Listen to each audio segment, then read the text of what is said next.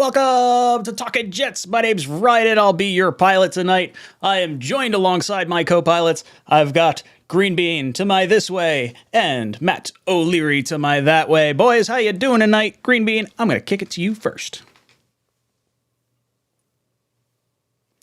Matt, I'm going to kick it to you first because Green Bean keeps forgetting to unmute himself. He's not unmuted. Oh, no. This is the second time this has happened. Oh, drop out, come back in. I don't know why that happens. It's a guest has muted themselves on my side. Let me see if I can. Let me see if I can unmute you from here. Come on, you got to be able to unmute him. No, I don't think so. You muted guest is what I just said. Guest has muted themselves. All right, boom! I booted him. Oh, poor bye, Green Bean. I'm doing both good and sad at the same time because I'm going to miss Breece Hall and Elijah Vera Tucker. Both are very important pieces to this Jets team.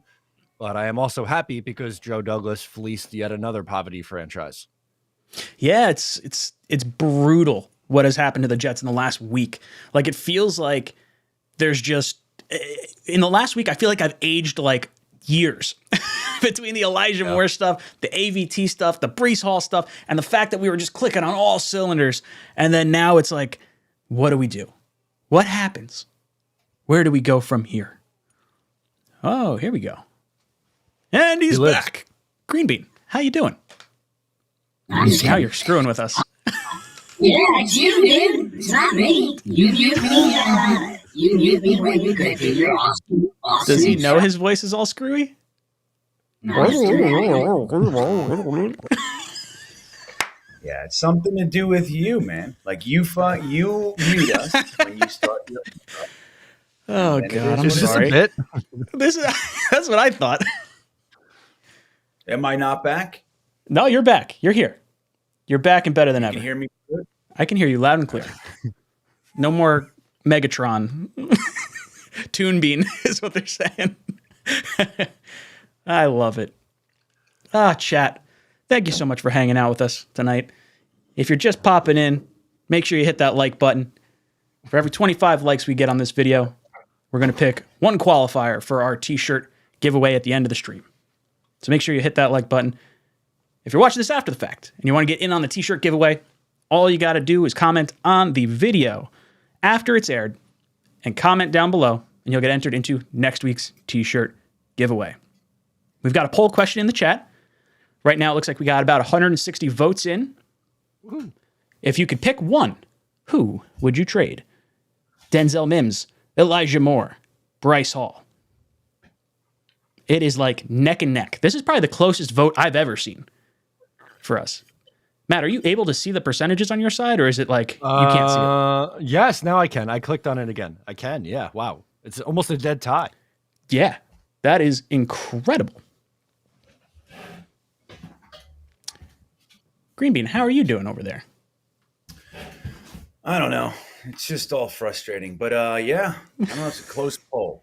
Yeah, I'm in. I voted. I think it's going to be fascinating to see where this all shakes out. Buffalo Jet fan, our buddy, jumps in. Make sure you sub him up.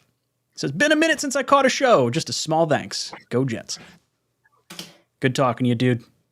Always love having you on. We got to get you on the panel sometime. We haven't really had a guest in a while. It's been a minute. But we got a lot of stuff to go over. Namely, first and foremost, Jets got a victory. We got a victory Tuesday again.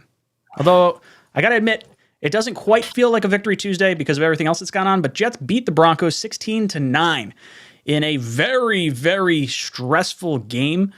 I felt like this game shouldn't have been close, but that Denver defense is just so good. And we were talking at halftime on Green Bean's channel, and it was like we were without Breece Hall, without AVT, without Corey Davis. Elijah Moore did not make the trip, and the Jets still found a way to win. It's impressive. I think that is a nod to our coaching staff, a nod to our defense. I think it was impressive all the way around. Matt, what were your thoughts on the game?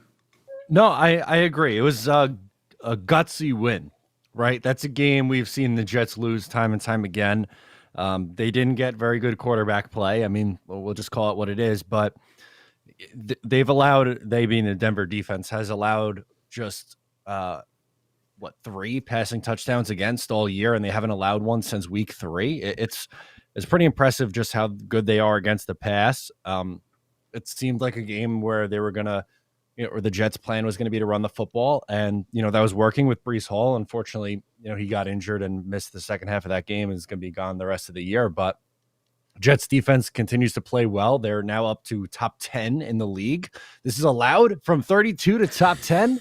We could talk about that as being a positive, at least, right? Like I know, obviously with how Zach played and the injuries, it didn't feel like your normal victory Monday / now victory Tuesday, but things are still okay. Things are good. Brian Dolan, sorry, in the chat says Brett Rippin, guys. Brett Rippin. Yeah, look, that's like the disappointing part, but at the same time, I'm not super disappointed because we wound up winning the game. Our kicker scored more points than the entire Denver team. Got 3 field goals and extra point, baby. Bright side. Russell Wilson also sucks, so. Yeah, I think this game's closer because Russell didn't play.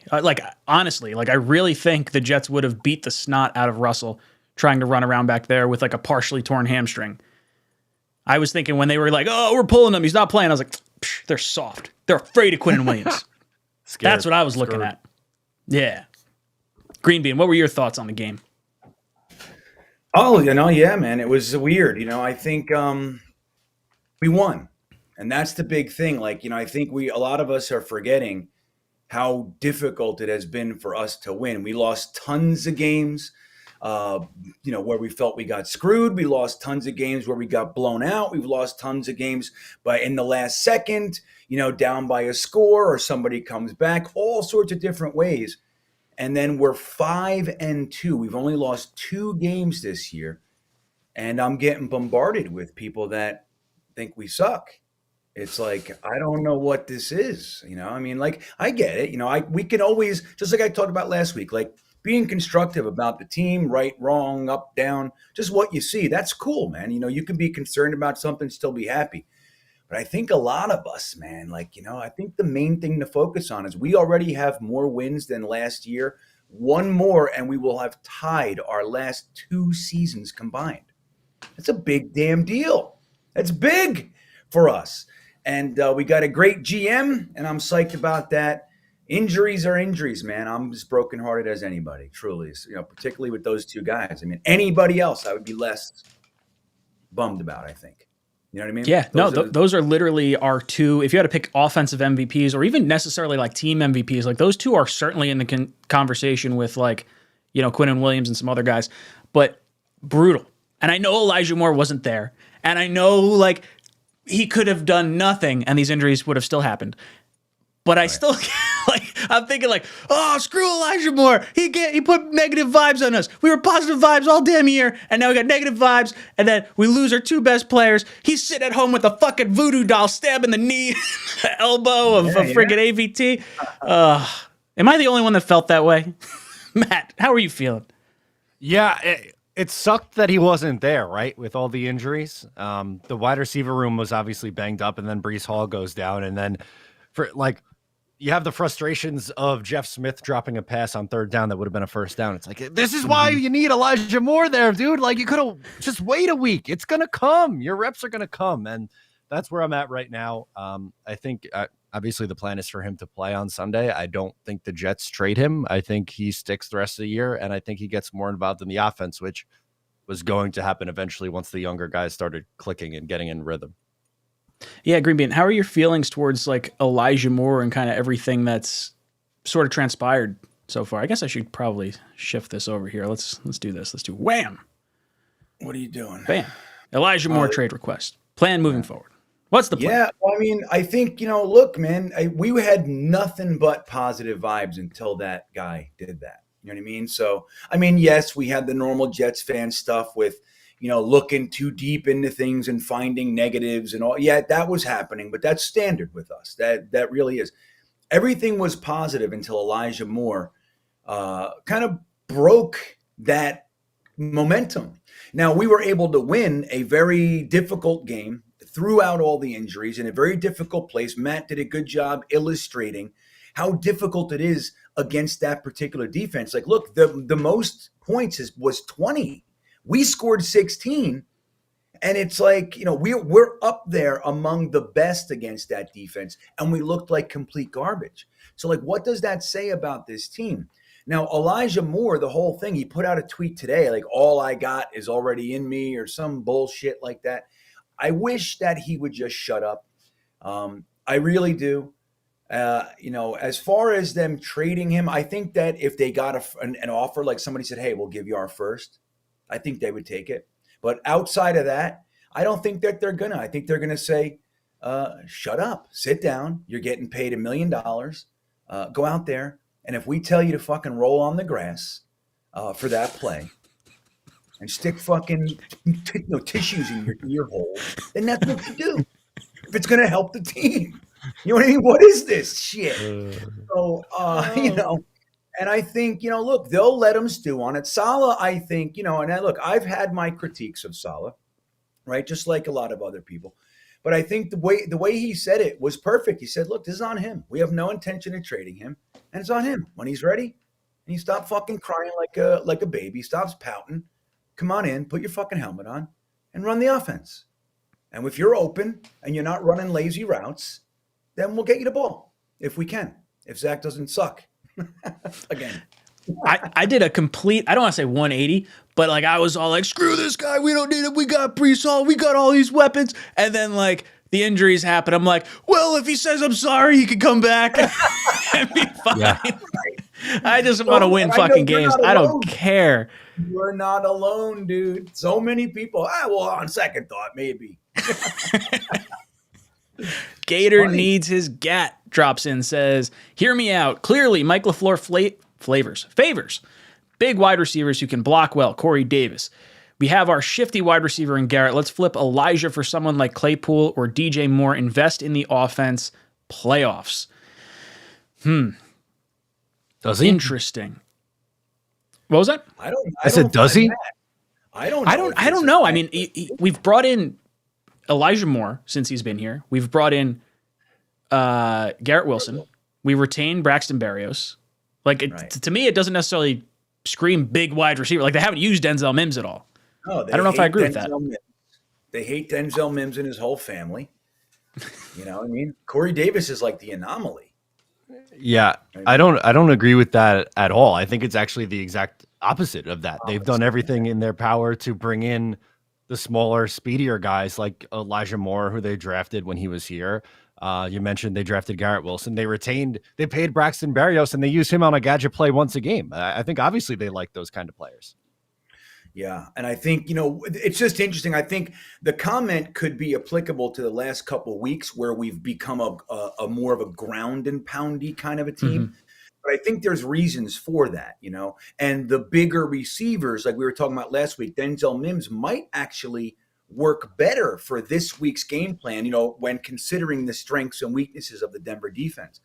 And Corey Davis has been exceptional with the run blocking. We know Denzel Mims had a good block on the Breece Hall touchdown and all that jazz. So the big receivers are definitely fitting in right at this moment, maybe a little bit more because of the way the offense has been rolling.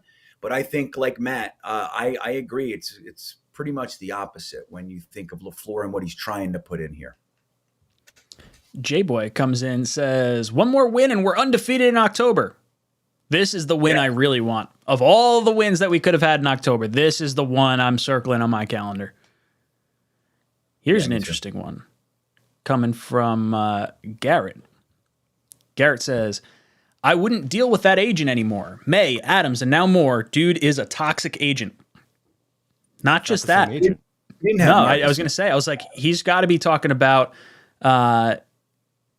Deebo Samuel, DK Metcalf, AJ Brown. Yeah. Those are the guys that have been in the ear of Elijah Moore. Greenbean, I saw your video about it, talking about the contractual side of things. Do you want to give us a little insight into that world? Yeah, well, I mean, it's real. It's really likely that this is what's going on. Like, we know that Tory Dandy, who's the agent, 3 of his biggest named players and happen to be wide receivers, and one happens to be quite literally Elijah Moore's best friend. They all kicked and screamed last year. Every single one of them. DK Metcalf got 3 years, $70 million. or so. Forgive me if I'm off on a little bit, but Deebo Samuel got 3 years, $78 million. And A.J. Brown got traded to the undefeated Eagles, or I don't know if they lost this week or whatever, but they were 6-0 when I made the video. And he got 4 years, $100 million, 58 guaranteed.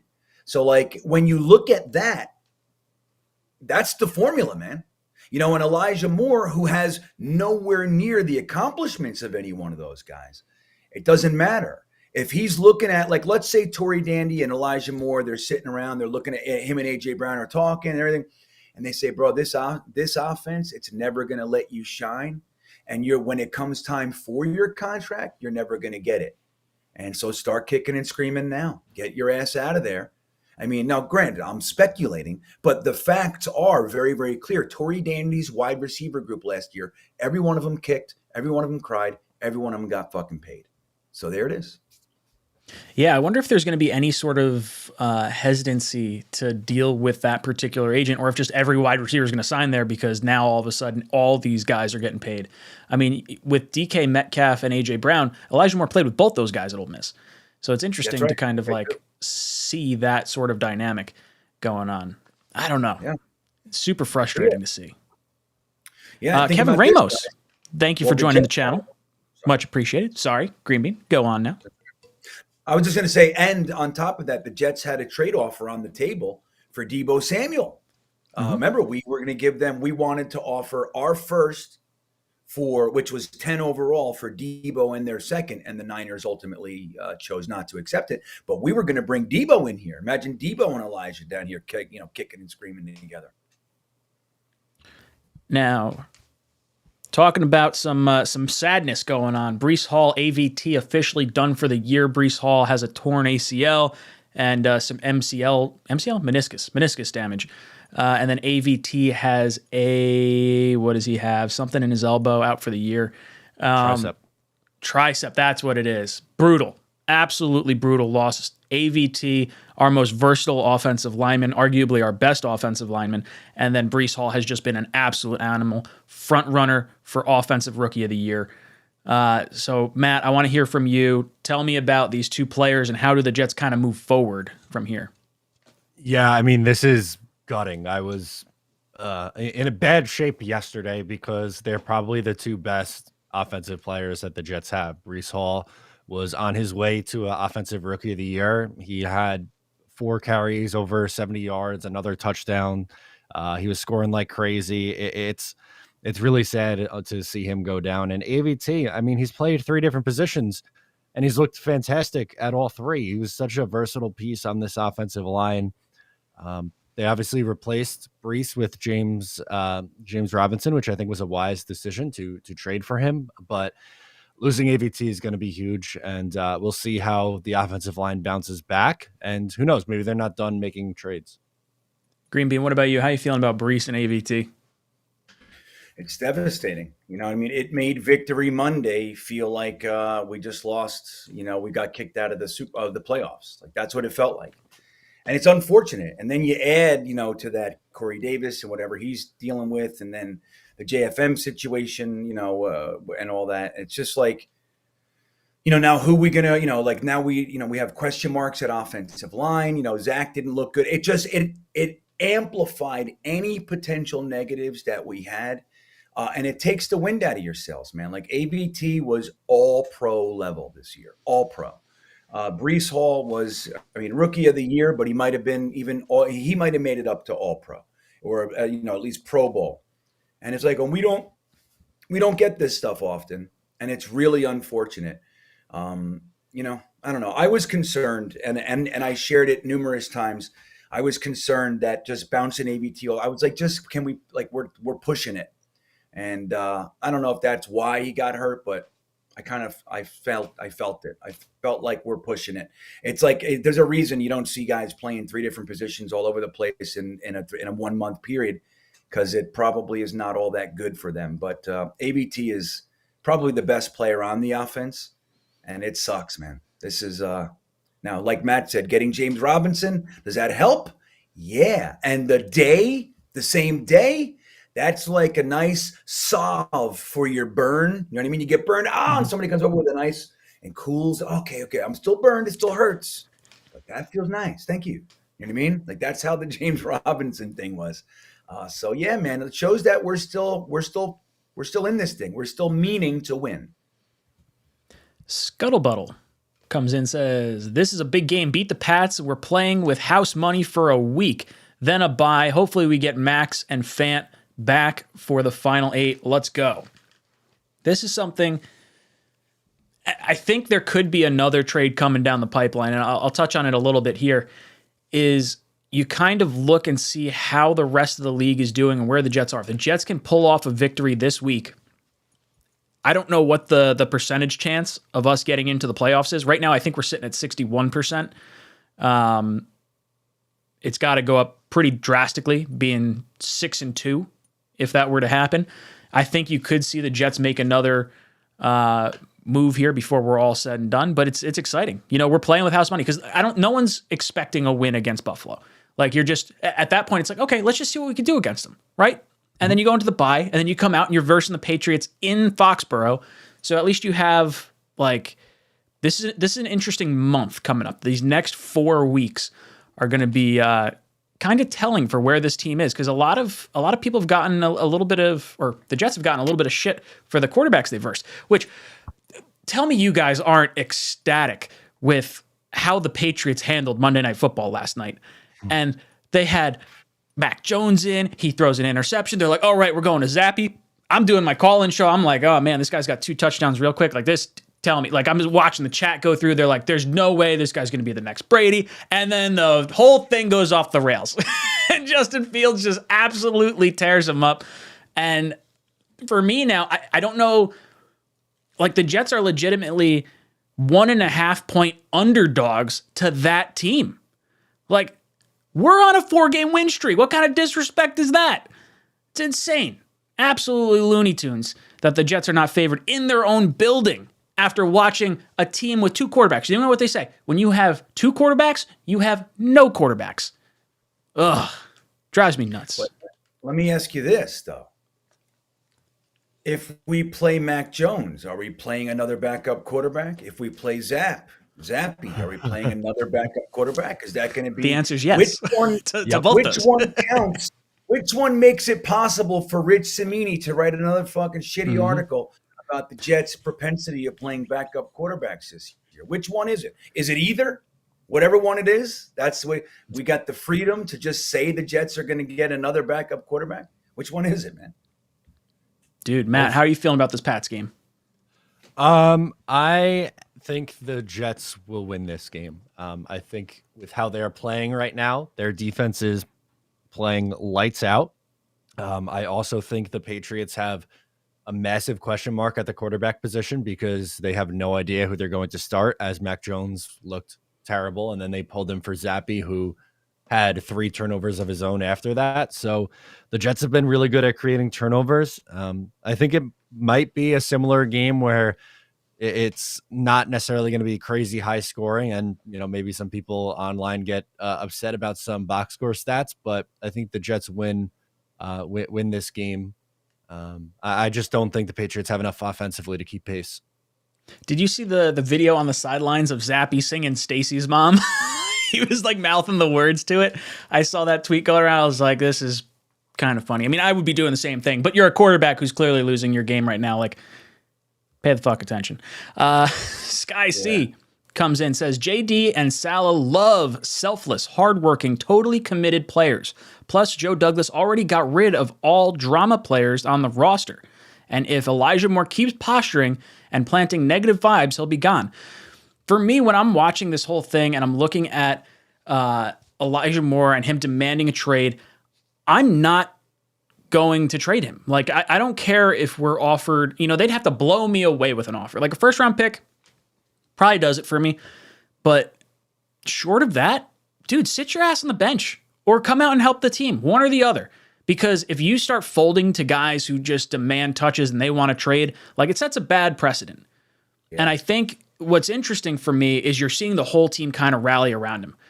Like Sauce and Mosley and Corey Davis go up to Elijah Moore and say, hey, cut the shit. Like, come on, team player, let's go, man up. Now, we're seeing like tweets and other things that are kind of throwing shade. Like Sauce had a tweet that was definitely throwing a little bit of shade at Elijah Moore. We've seen other players kind of a little sharp, like, oh, team win. Now, maybe that doesn't mean anything, but it's interesting to see how this team is sticking together and how the dynamic's going to work with Elijah Moore in that locker room. Because I'd imagine his words and demanding a trade on a win streak rubbed a lot of guys the wrong way. Greenbean, I want to ask you this: what happens with Elijah Moore, and is Joe Douglas like already done with this guy? No, I think the one thing that we can say about Joe Douglas and feel pretty confident is that he doesn't get rattled, right? He's not somebody that's going to respond emotionally to something. It took him a year and a half to trade Jamal Adams after Jamal Adams refused to talk to him for a week. He didn't talk to the coach and the GM, and he took his socials down. It took Joe Douglas a year and a half to trade a perpetually crying and moaning Jamal Adams. He's not gonna be moved by that. He's all about the business decision. So again, I think that if Joe Douglas does get a first round pick offer that's higher than we spent on him, and you can use it on whatever your heart's desire is next year, you can get another Elijah Moore if you want, somebody that you think is actually telling the truth when they talk about being a team player and all that jazz. Outside of that, I agree with what you said, Ryan. I think that they're just going to say, dude, if you're going to keep crying, you just sit over there. Sit in the corner. We're going to be over here doing this thing called work. If you want to just ruin your whole career, then go ahead. We're going to let you sit there. And then they'll reevaluate it after the season. That all said, I think that he's going to come back. He's going to apologize, at least lip service. I think that he will realize that that they're not going to succumb.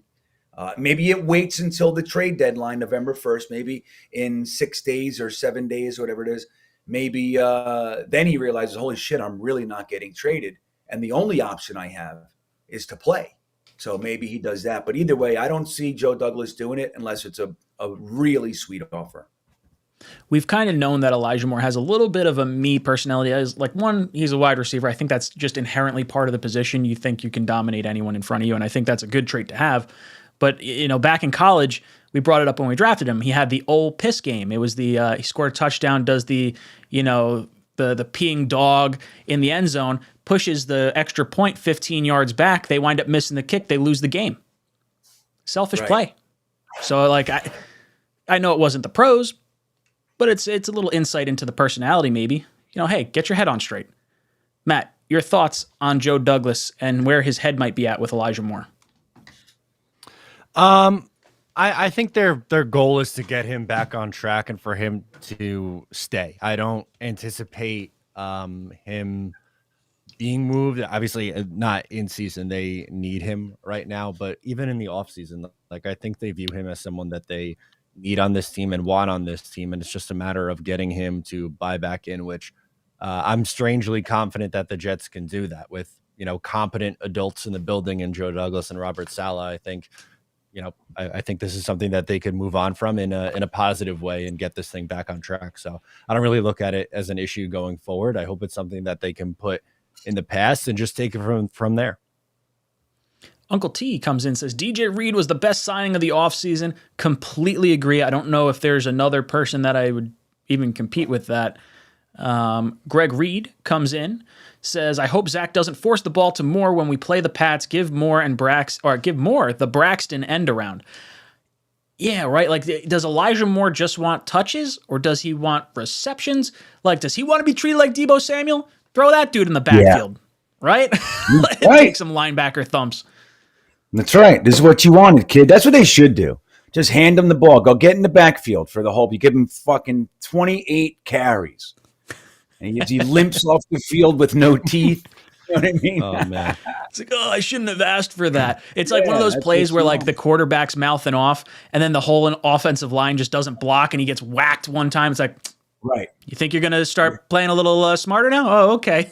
That's kind of what I want to see happen. I don't want to see happen because I don't want to see the guy get hurt. But, of course not. Of course not. Burn his tongue on some hot tea or something would be all right. But it's bullshit, dude. And it really is. Look, every ex-NFL player and even some players and obviously some Jets, Everybody came out and said that had a mouthpiece, said, dude, complaining about yourself during a 3-game win streak, particularly for a losing organization, is a huge no-no and very bad form. Nobody does this. Nobody supports it. Nobody agrees with it unless they're in that camp and are working on the plan, stirring the cauldron. Unless they're doing that. Like, everybody came out and was like, really? Like, what could be so bad? And that's, that's the problem. It's like out of nowhere during the best streak we've had since 2015, but really in 12 years, because we got a young team of all of our own guys that we're like watching bloom, rookies of the week, all kinds of fun stuff. And then it's like, I want to trade. I'm not getting the ball. And it's like, oh my God, it's bad, man. What he did is really, really bad, in my opinion. Did you see the Elijah Moore jersey, the blacked out jersey, and they blacked out the middle so the E or the M and the E and Moore were the only things you could see? I was like, that's brilliant. It's fantastic. Great. I couldn't believe how that worked. That was so beautiful. Hey, how's this mic? Is it good? Yeah, I think it sounds good. Is it working? Is it better? Chat, if you like Green Beans Mike, hit that like button. For every 25 likes we get on this video. Not the color or anything like that. It's just like how do I sound? I'm not in the room. Do I sound better, or am I louder enough? Whatever. I think you sound fine. Hit the like button. Every 25 likes we get, we're going to pick a qualifier for our t-shirt giveaway at the end of the stream. Scuttlebutt says, Pats are soft. The Bears ran over. Run, run, run. I also want to see them pass, though. Like, that's the thing. We'll get to that in just a little bit. Ant Jets says, you guys are great. A lot of bitching about quarterback yesterday and today. Only stat that matters is 4-0. Look at our line. He will continue to improve. Let's fucking go, Jets. Completely agree, Ant Jets. We're on the same wavelength. Chitty. Yeah. Chitty Bang Bang says, for God's sake, put Elijah in the slot and let him cook. I feel like we've been saying put Elijah in the slot for the last 2 years. So, like... Yeah. Can I say something, though? Yeah. If you guys... I talked a little bit about this last night, but if you guys didn't hear it, I really like a couple podcasts. One is our buddy Matt O'Leary's. I listen every week religiously to the Just Jets podcast. But another one that I like is Cool Your Jets, which is the Jet X Factor podcast. And that's with Nanya and Blessington. But this week, after the Elijah Moore stuff, they had Robbie Sabo on, and they were deconstructing this exact question, which is, why is Elijah Moore being forced? It was really about the whole drama and everything, but they got onto this. Why are they forcing him to be on the outside, playing the X and everything? And what Robbie Sabo said, and Robbie Sabo is one of those guys that, he's not just talking, right? You know that about him, and his opinion is good. You know what I mean? Like, it's one of those guys, man. Like, you're like, if he says something, you listen to it because it's founded, in rock solid data analysis and all that. But what he said is this, that it's not that Elijah Moore is being forced to the outside. It's that in this particular offense, the slot receiver is very much the point guard. So there's a lot that depends on the slot being specific, like to the letter, to the T. They have to do everything perfectly because that's what clears up the tight ends, the deeper routes, all that sort of stuff. And the truth is that Garrett Wilson, even though he's a rookie, is playing that position better than Elijah Moore, and that Braxton Berrios is the best on the whole team at that. And he just happens to be the fourth receiver, so they're not going to shoehorn him in. But that's what's going on. That's at least part of the story with why Elijah Moore is playing the X as opposed to on the inside, which is what we're all saying. I mean, right, just like you said, we've been saying it for the whole year, but that could be one of the things that Elijah Moore is just not playing it as well, at least as far as Mike LaFleur and Robert Saleh and the rest of the guys view it. Now, again, I don't know if that's the deal, but that's what Robbie Sabo said, and I found that very interesting. It was a take that I didn't hear yet. You know what I mean? I was like, that's interesting if that's true. You know what I mean? NYJets24 says Zach Wilson is most affected quarterback when the Jets O-line gives him max protection and he throws the ball down the field. Zach was successful in Cleveland and Pittsburgh. He wasn't successful in Cleveland because he did not play against Cleveland. And Pittsburgh game late fourth quarter. Yeah, look, we just haven't needed to throw. That's kind of the weird convenience / issue that we're kind of running into right now. And why, and we're going to get into that in just a second. But yeah, crazy stuff. Greg says, one last thing. Does Jay Robinson play this Sunday? If so, limited snaps like Christian McCaffrey. So let's jump into that topic because I do have that queued up as well. Let's talk about the trade that was made, the New York Jets trade for James Robinson, running back from Jacksonville for a conditional 6th-round pick. It moves up to a 5th-round pick if he gains 600 yards. And I don't know, I didn't see any clarification if it's 600 yards with us or if it's 600 yards on the season, because I think he's sitting somewhere around 400 yards right now, so it's really only 200 yards. But I would imagine it's 600 from now. That feels right. And I like this move. I'll be honest, I did not think they were going to trade for a running back until after this week, because I don't think James Robinson, I mean, maybe he plays and has some limited snaps. That's kind of like the hang up that I'm on right now. Maybe he has certain packages that he's in for, but they're not going to rely on him just 5 days, 6 days after a trade. So in my mind, I'm thinking Kareem Hunt might be the target that we were going to go for, because if the Jets win this game against the Pats, the increase in playoff percentage is higher. Not to mention the Browns and the Bengals are playing this weekend. So the Browns, if they lose to the Bengals, might have been more willing to trade Kareem Hunt this week. So I think he's probably a trade target maybe for Buffalo or something like that after this week. So I was a little surprised that they did it now. But I'll be honest, before the draft, I wanted Michael Carter to be running back 1. And I wanted us to take a running back in the third, right? Not the third, but like the 4th, 5th round. Somewhere, later in the draft where you could strike gold, have a little bit of value. So in a sense, I'm kind of getting what I wanted prior to the draft, in a weird roundabout way. But then James Robinson, he's way more potent than anyone you'd get in the 3rd or 4th round of the draft. And what's interesting is he's only 24 years old. He's going into the final year. He's in the final year of his deal. So he's going to cost us about $500,000 this year. He's a restricted free agent at the end of the season because he tore his ACL against us last year. So he doesn't have a full 3 accrued years in the NFL to allow him to get to unrestricted free agency, which means the Jets are going to have the opportunity to either let him walk, sign him for either the 1st, 2nd, or original round tender. The original round tender is only $2.6 million. So the Jets can bring him back, essentially have him on a 2-year or a 1.5-year, $3 million deal. Really not too shabby when you consider Breece is coming off an ACL. So maybe at the beginning of next year, you're talking your first 3 running backs are Breece, Carter, and Robinson. That's a scary backfield right there, across the board. So I really like this move. I think it was really smart by Joe Douglas. I think even more than the player himself, it sends a message to the rest of the team, because that was 7 hours, not even 7 hours later, after we learned the official news that Breece Hall was out with an ACL, he sends a message to the locker room saying, we're not done. We're coming out swinging. We're getting a guy that's got some really high upside. He's recovering from an Achilles, so he's not even 100% yet. Yes, he's back on the field, but this guy's pretty productive. He's had 4.5 yards per carry, his entire career, up until the last 3 games when they switched over to Travis Etienne. So, Matt, I want to hear your thoughts. What are you thinking about the James Robinson trade? What are you thinking about our backfield in general? I love it. I think this is a home run trade from Joe Douglas, trading a 6th that could turn into a 5th, which I think it eventually will. Obviously, against the Giants, they didn't use him at all. He was on the field for 12 snaps, had 0 rushes or 0 receptions, but early on in the year was insanely productive. He had 4 touchdowns, 3 rushing, 1 receiving in the first 4 weeks of the year. And this is a guy who, as an undrafted rookie, had over 1,000 yards and 7 touchdowns. Urban Meyer tried not to use him at all last year.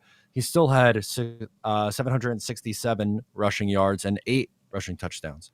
He's extremely productive. I think he'll pair nicely with Michael Carter. He's someone who has good vision, and he's a bigger guy at 219 pounds. He's only 5'9", but Carter's around the same height, but a little bit leaner and more shiftier, where Robinson could be a bruiser, and he's really good down by the goal line too. So just a huge win for Joe Douglas. I think the way I gauge trades too is like, how does the other team's fan base feel? And the fact that we are like hearing Jaguar fans like, I can't believe we only got a 6th for this guy. Like, that's ridiculous. My buddy texted me, he's a Jaguar fan, lost his mind. He was lost in the sauce, just absolutely going off about how we got such a steal for a 6th-round pick. I love hearing that kind of stuff. Trader Joe strikes again. Green Bean, your thoughts on the Jets' backfield and James Robinson? Yeah, well, Matt said a lot of the ammo that I have for my point, but which is fantastic. But I think and then what you said. No, I'm appreciative. I didn't want to have to say it, Matt. So thank you very, very much. Yeah, I mean, I think it's the fact that Joe Douglas didn't even wait a day. Shows me it sends a very important message to the team, but to me as well. And I know the Jets are concerned about my feelings, which is nice. It made me feel as though they are aware that this is legit. Like, so yes, okay, so backup quarterback, this team is not as good as it used to be. That team, okay, now they're not who we thought they were. Who gives a shit? We have 5 wins in the first 7 games. We can compete. The back end of our schedule still does have the Jaguars and the Lions and on and on and on. So we can literally do something. Michael Carter has always worked in tandem with another running back his entire career, all the way back to high school. He's never been the bell cow.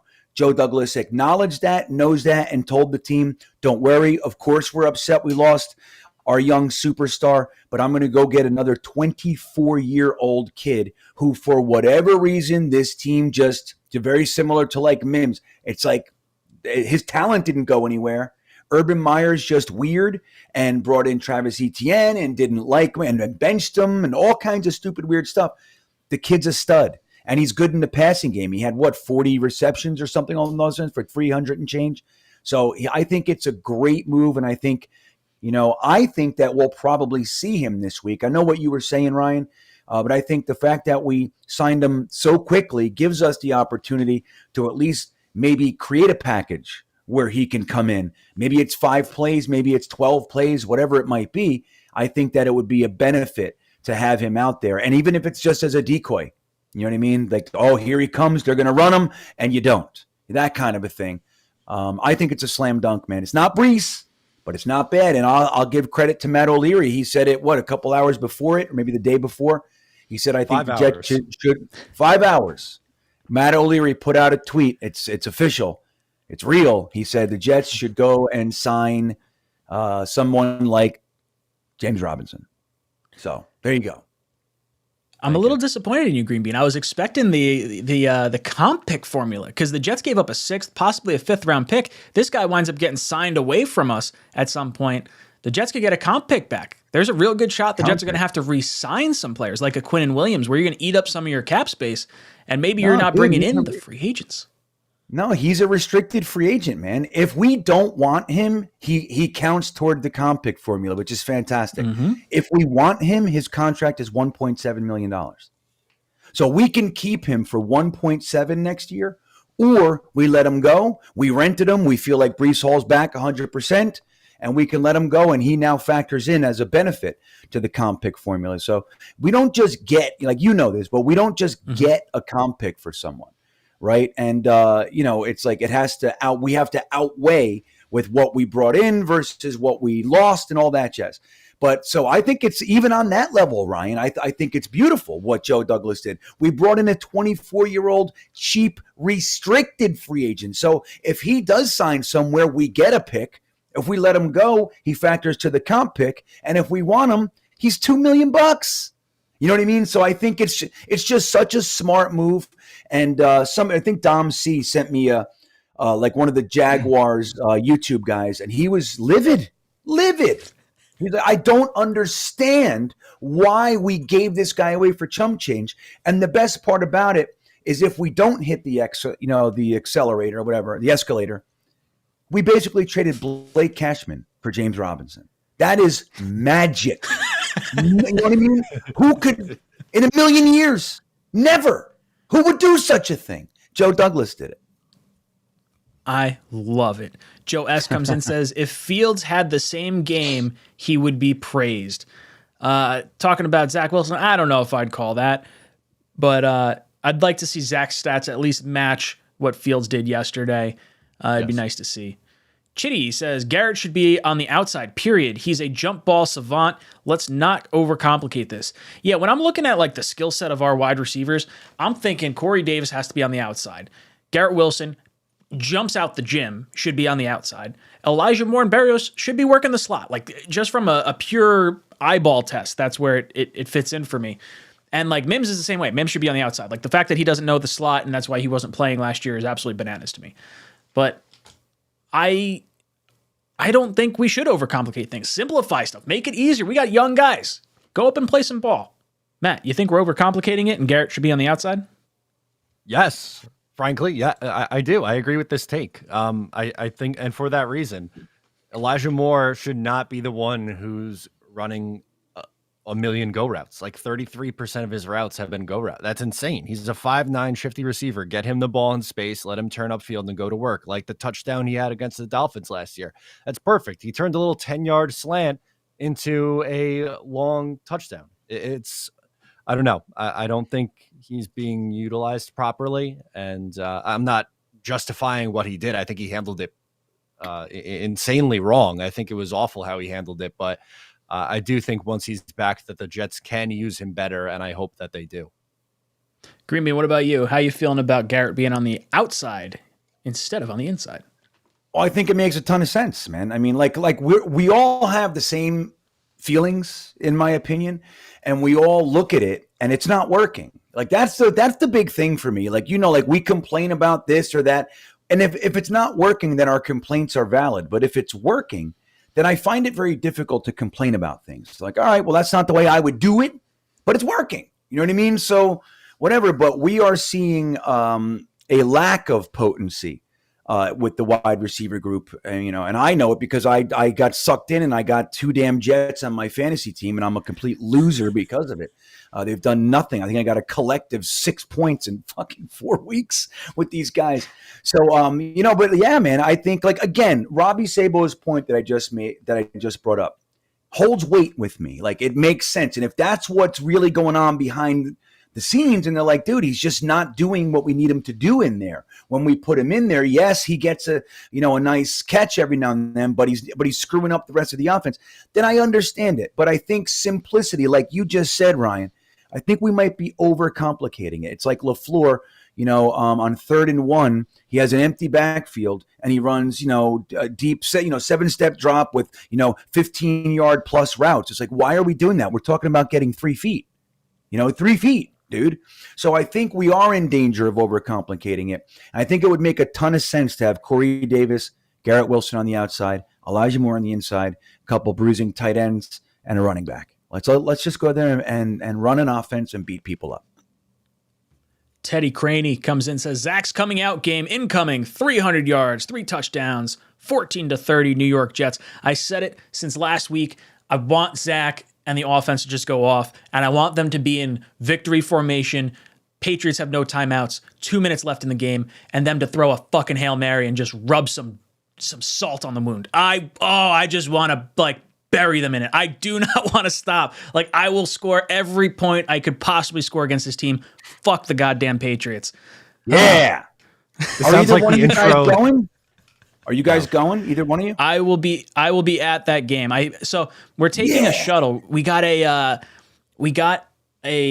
bus, not a bus, but yeah, I guess a bus, a shuttle van bus kind of thing for work. And we got tickets through one of the distributors that we purchase liquor through and beer through. And they're like, oh, hey, you're going to be in lot F12, which is where we're planning to go to a tailgate. But since we're taking a bus/shuttle, they're telling me I got to go to lot L. So I don't know exactly where I'll be. I was talking to Blewett. Blewett's going to be there, so I got to link up with him. I've missed him every game that I've gone to, and he's giving me so much shit. I just have to make sure I stop by and see him. Yeah. Brian, I'm glad you're going, man. That makes me. I'm excited for you. I mean, I hope that you're not a bad luck charm. Have you been to a win yet, Ryan? Not in the last 2 years. I mean, I've been to plenty of wins, but The last 2 years, the home openers, we've just lost. And it's just, it sucks. It's also Not tough games, too. You're going against the Patriots, Bill Belichick, you know, Zach's trying to play hero ball. This year, it's like the Ravens with Lamar. And the Jets played well enough to win that game. But we didn't get to see Zach. It was like, you know, Flacco and the crew. So I don't know. Well, yeah, I hope you get to see a victory. Yeah, the last 2 years, wins have been tough to come by. So, I mean, we got 6 out of a whole 2 years. So, I'm excited for all you guys. I hope the place is packed, loud. I want to see it, man. I'm excited for everybody. I think it's going to be rocking. Brian comes in, says 7 weeks in their second season. How do you guys feel about our coaching staff now? I like it. I'll be honest. Special teams, Brant Boyer. I mean, this is his third regime now. Great special teams coach. 100% he's been awesome. Ulbrich, now that he's got talent on that side of the field, this defense has been lights out. I do want to see him formulate game plans against some maybe upper echelon type players. Like we saw it against Aaron Rodgers, but I don't know how confident I feel that Aaron Rodgers is currently a good quarterback. I have him on one of my fantasy teams, and I've like resulted to benching him and playing Kirk Cousins. Like if you had told me that before this, I'm like livid at that.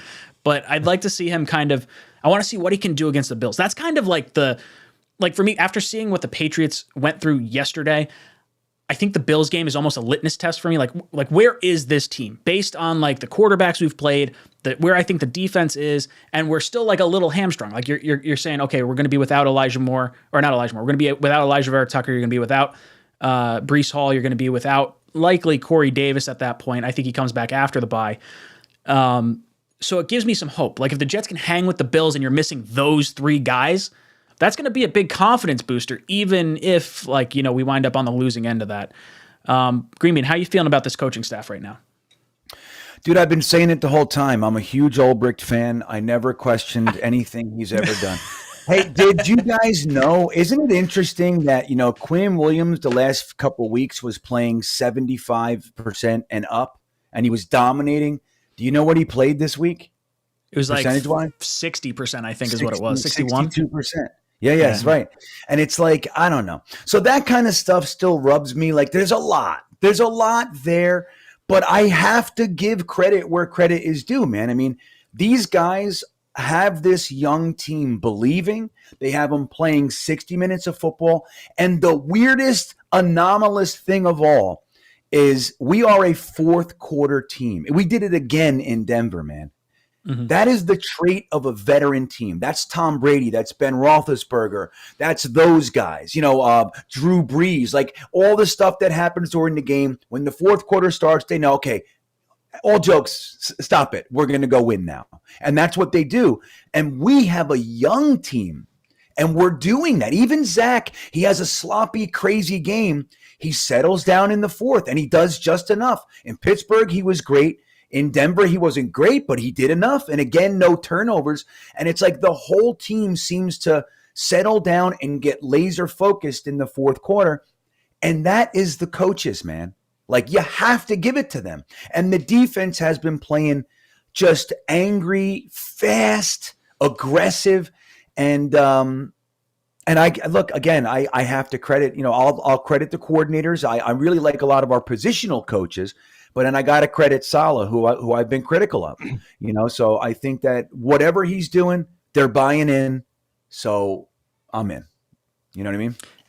I want to point out Aaron Gertis said snap count was down because of the altitude. That's interesting. I think that's probably true. I think guys were probably a little bit more gassed because of that. RJ McPott comes in, says no recency bias. Better uni, all white Darnold debut with the white face mask or our stealth black this Sunday. I'm not going to lie. We were talking about this. I think it was before the stream. Everything's blending together, so I don't really remember.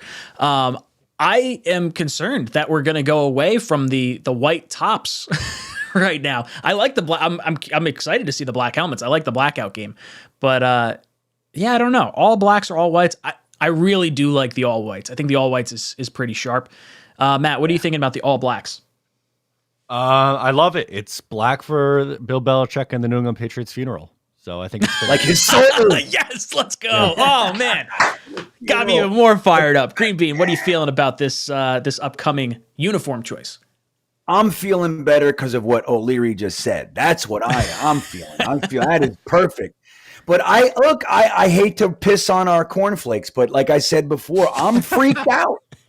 I'm freaked out that we're not going to wear the white jersey. I'll be honest. I get it. It was pre-planned. I really was looking forward to the All Blacks with the black helmet. I love the look. But I'm freaked out, man. I'm a superstitious guy, and I would just like to see them black pants, white jersey, black helmet. That's I hope that they succumb to that superstition. Say, I can't do it. White jerseys, because I'd hate to see us lose because of the damn jersey color. Chat, I want you to hit the like button if you are like the three of us and haven't changed your underwear for the last 4 weeks, because we are superstitious. We're not doing it. We're going to keep it until we lose.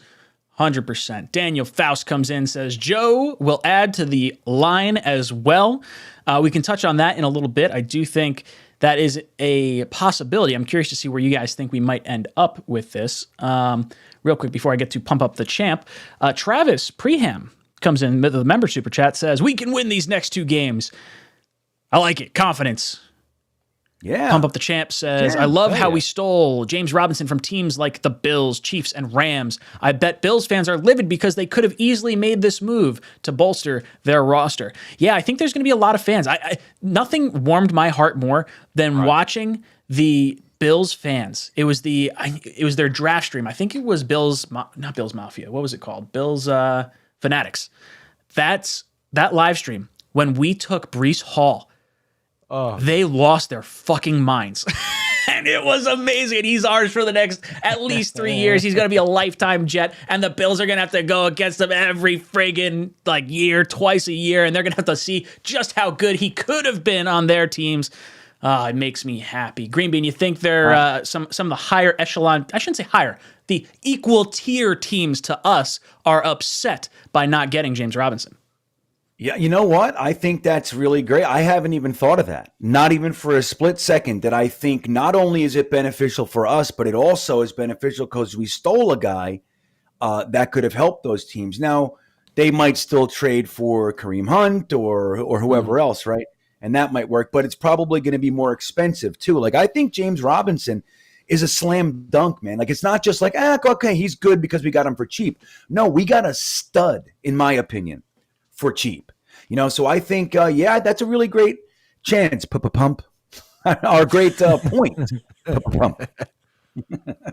Money comes in and says, I know we're not done evaluating Zach, but gut feeling is he the guy. If everything falls apart, can he win us the game? So this is going to be interesting. I do want to mention Joe S.'s comment real quick. He says, Jets get better as the year goes on. Zach too. So that kind of chimes in with Money's comment. Let's jump into what Chris Sims was saying. I want to play this for you guys, and we'll talk about this whole Zach comment right now. This is what Chris Sims had to say about Jet fans and Zach Wilson. Zach Wilson did fine yesterday. He did fine. It wasn't like they were missing wide open people. Denver's been doing this to everybody that comes to Denver. Jets fans, come on. Get a clue. What's going on here? What the are you thinking or doing? You won a game. You're 5-2. They're looking for anything to pick apart their team. I've never seen anything like it. I literally wanted to start off the pod because I was driving here today on the fan going, do I have to look at the game again? Did they lose? Wait, did Zach Wilson not escape out of 7 sacks yesterday and throw the ball away? And keep them in manageable situations? I mean, he made some magical escapes yesterday where I went, whoa, that was unbelievable. He had no pass protection. I mean, to me, I'm looking at it going, a young quarterback like Zach Wilson usually would have thrown 3 interceptions in a game like that. Same with last week in Green Bay. He outplayed Aaron Rodgers last week in Green Bay, but we're still going to talk about Zach Wilson. It's not good enough. I mean, he made the biggest play, the biggest throw in the game last week. An on-the-run, out-and-up, 45-yard dime down the sideline to Corey Davis. But we're going to talk about Elijah Moore and that shit. The Jets fans are frustrating me right now. You're 5-2. You're playing the way you're supposed to. I didn't watch that game yesterday, and I got to see it pretty good. There wasn't many games on at 4 o'clock where I didn't come away going, man, Zach's missing people. They're wide open everywhere. Like, man, they should have thrown for 300 today. Come on. That is an awesome defense. So that was Chris Sims talking about Zach Wilson, and it's just fascinating to see the fan base, a fan base that hasn't won anything in so long, to be so critical of the young signal caller who just finished his 17th game. He essentially just finished his rookie year after missing training camp and the first 3 weeks of the season this year. It's interesting. So I want to see where you guys fall on this. Should fans be concerned with Zach Wilson right now? His 4 games that he has played, 252 yards, a touchdown, and 2 interceptions against the Steelers. Remember that one interception was against, was thrown to Conklin, tipped up in the air, was intercepted. The Dolphins game, 210 yards. Packers game, 110 yards. Broncos game, 121 yards. Now, he did have a rushing touchdown. He had a receiving touchdown, and he had 2 receptions that he threw to Breece Hall that ended on the 1 yard line. So this really could have been a 5 touchdown to 2 interception type of, collaboration for Zach Wilson here. I want to see how you guys feel. Green Bean, are you concerned with Zach Wilson, and do you understand why fans might be feeling a certain way right now? I'm concerned about Zach Wilson, but I happen to agree with what Chris Sims is saying, man. I think that we're funny. Now, Chris Sims isn't one of us, right? So he doesn't really understand maybe on a level that somebody like myself does. Like, I have been a Jets fan since I'm 10 years old. I live, breathe this stuff. I know Jets fans intimately, and I know the craziness, and I know the damage and the PTSD and all the kind of stuff. But I even think, too, like, while I am concerned, I shared about this last week, I'm concerned about Zach Wilson. I thought he got away with one. I don't like the twirls. Yes, he's getting away with people. He's getting away from the rush and all that, and I'm grateful for that. I think Flacco would have been dead. But I got to be honest, I don't love the twirls and the 20 yards behind the line of scrimmage stuff that he does. I don't love it. You know what I mean? It makes me nervous, and I think that he got away with one with that being down. And he was down, don't get me wrong, but that was close, man. And he could have, that could have changed the game. That all said, I'm not out on Zach Wilson, and I don't have any reason to be. You know what I mean? I think, okay, like, let's let him have a season. Let's let him have a season here. He progressed last year. He turned off the turnover thing. This year, in my mind, he's only thrown 1 real pick. You know what I mean? I think he's doing enough. Like, he's doing enough, and I still have faith. Am I concerned? Sure, I'm concerned. I'm like, this fucking guy better work out, man. But again, I think that Chris Sims is right. I think we're trying real hard to be unhappy. You know what I mean? And I think, dude, we're on a run, man. 4-2. We're undefeated on the road. We're 4 in a row, 5-2, undefeated on the road. We've even won our first division game in X amount of years this year. Like, I, for one, am psyched. My expectations were 7-9. We got 5, and we're only at week 8. Like, I'm in a good mood. So it's weird. Like, I think both can be true. You know what I mean?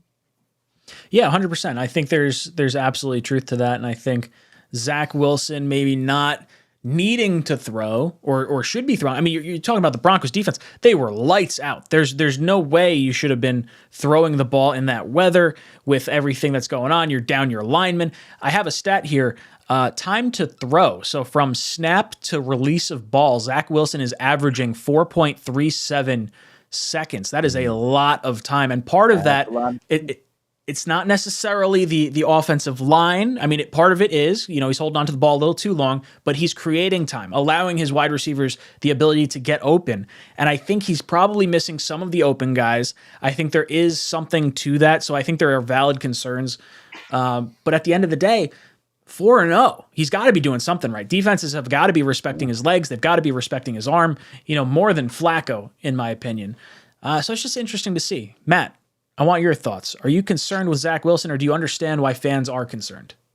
I understand where some of the fans are coming from, but I think it's taken to too much of an extreme, as is like Chris Sims's comments. There's some things in there that he said that I definitely agreed with, but I watched the game on Sunday. He did miss open receivers, and as Greenbean said, the rolling out and dropping back a mile thing is scary. But at the same time, it's game 4 of a season in which he missed the entire preseason and the first 3 weeks. I want to see him play, and my stance on this has been the same. I want to see him play the 14 games, and I think we'll have a better idea of the full evaluation. Through 4 games, you've had 2 pretty good games. The Pittsburgh game started off a little rocky, and then he came back with arguably his best quarter of football that he's played as a Jet, leading a comeback win in the 4th quarter on the road in Pittsburgh.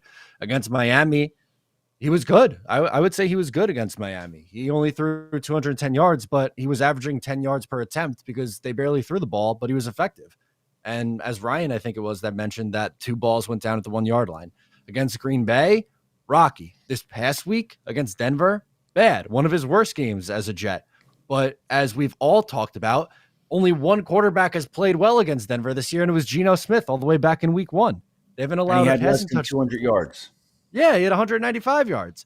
Right. It's like, so there's a little bit of nuance to this, and I don't think there's too many people who are on the side of, yes, Zach is 100% the answer. He's fine. Don't worry about anything. And then you have people that is, no, Zach sucks, and it's either because they A, wanted to keep Sam Darnold, B, wanted to take Justin Fields, or C, just want to be miserable. So Right. it's, I don't know, it's frustrating. Why can't we just enjoy the win streak right now and say, hey, I hope that Zach Wilson figures it out down the stretch. It's 17 games into his career. Maybe let's look at a little bit of a sample size. For instance, the final 10 games that are still on the schedule for this season.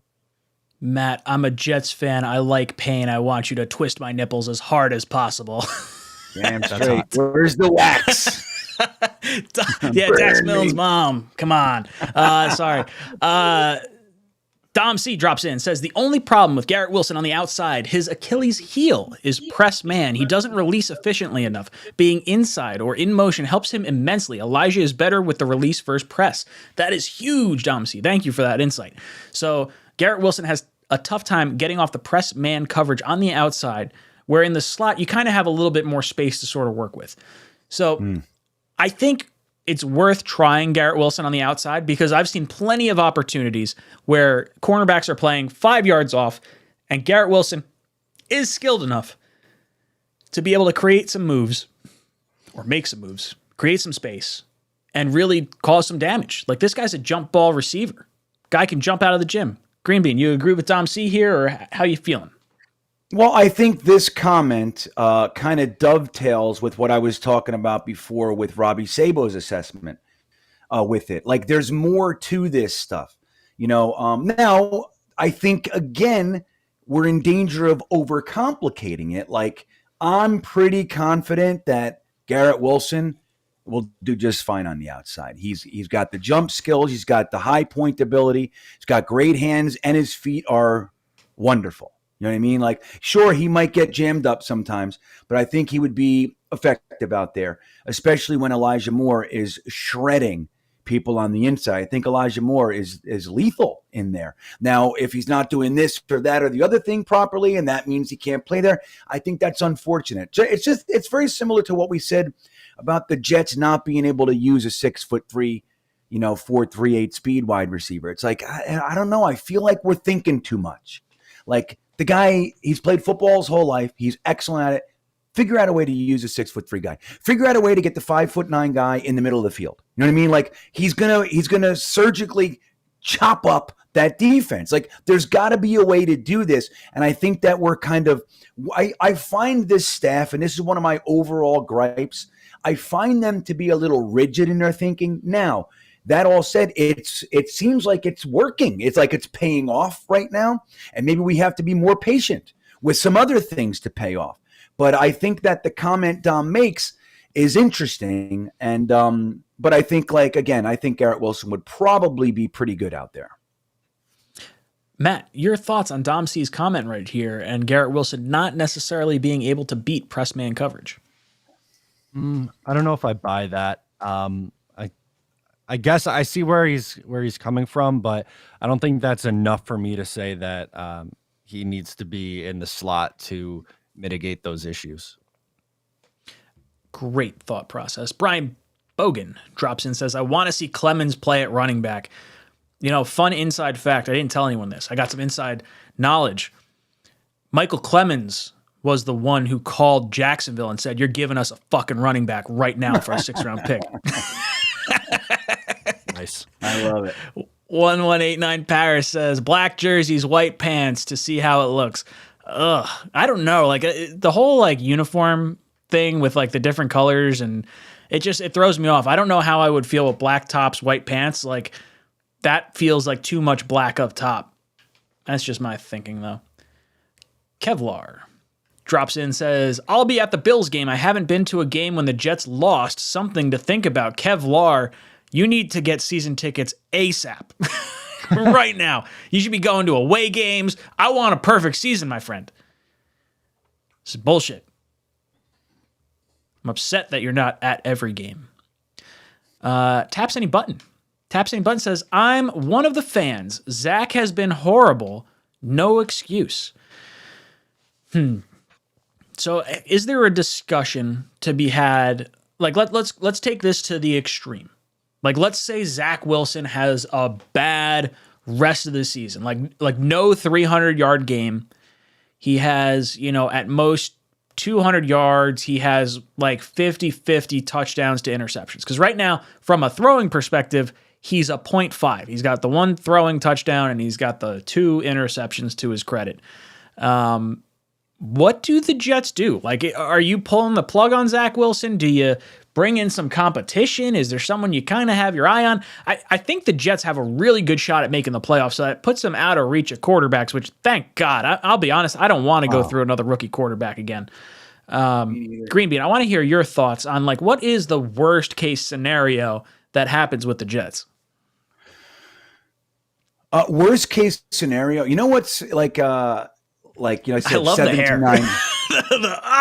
Oh yeah, pull your hair out. I'm sorry, I didn't have it on screen. I was on another page. Oh no, it's perfect. I love it. I love the hair.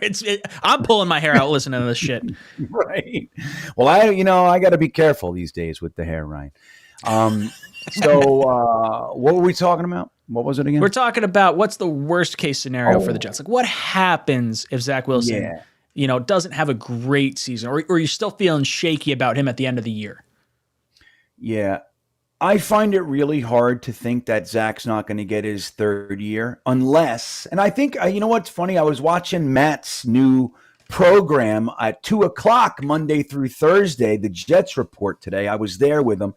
And I think it was Matt who said this. He said, I think Zach is going to get his year 3, was how he said it. And I agree with that. Like, dude, you look at, and not to compare, it's not the same, right? But you look at Josh Allen, looked like a sporadic he did a lot of boneheaded moves. He turned the ball over a lot. Now, he was playing better than Zach is right now, but it wasn't until year 3 that he exploded and became the Josh Allen that we know today. He was kind of this iffy guy. He progressed a little bit from rookie year to 2nd year, but I think Zach Wilson, very similar to how I was just talking about, they're stubbornly sticking to certain systems and certain ideals and ideas, all those kinds of things. I think they're going to do that with Zach unless he just completely craps the bed or, like, God forbid, gets a season-ending injury. And they're like, all right, that's 2 in a row with this guy, 3 injury. Like, we have to get some insurance. We can't depend on him, sort of, kind of a thing. Other than that, I think Zach's going to get his year 3, man. He's going to progress. He's already removed the turnovers, essentially up to this point. I mean, dude, they're all but gone. That was the Achilles heel of Sanchez and Geno Smith. They had all these, these exciting games. And then they were both, Geno and Sanchez were both number 1 in turnovers. Sanchez was number 1 like 2-3 years in a row. Like, that's what we had to overcome. We don't have to overcome that. Now, am I happy with Zach's play? I'm not happy. Like I said, I'm concerned. But I still think he gets his year 3 unless the bottom completely falls out of this one. Yeah, I don't know how you could not give him the year 3.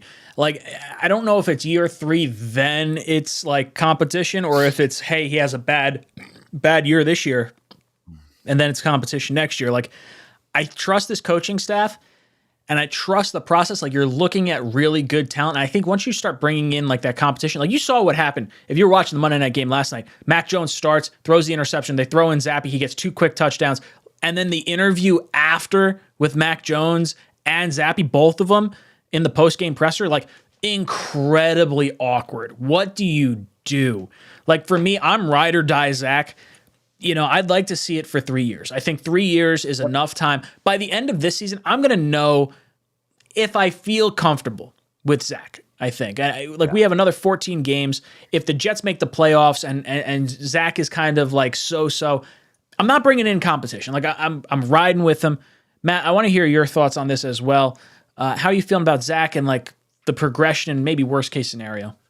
Yeah, I kind of like where Green Bean was going with this, and it got me thinking, like, over the last 2 years, obviously there's been first round quarterbacks that haven't worked out. And, you know, Sam Darnold being one of those, the last time the Jets drafted a quarterback in the first round. But really think about in recent history, I was going back off the top of my head, I could really only think of 2 instances where the quarterback that was originally drafted by their team in the first round did not get their 3rd year.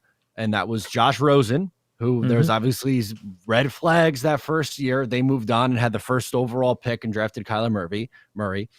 And the second is Dwayne Haskins, who unfortunately passed away before he got to play his 3rd year in the NFL. So I'm not even saying that it's necessarily going to work out with Zach Wilson or not, but I don't anticipate them pulling the plug this early, especially when, I mean, yes, this team is playing really well right now and they're winning football games, but let's not forget what everyone was saying this past offseason and early on this year. Robert Saleh and Joe Douglas both invested a lot in Zach Wilson. They are going to try to see this thing through and make it work. And I don't think they're going to ditch that plan at that point, which would be 27 starts. Devil's advocate, wheels come off with Zach Wilson. Horrible second half of the season. Lamar Jackson has an opportunity to shake free. You making the move, Matt?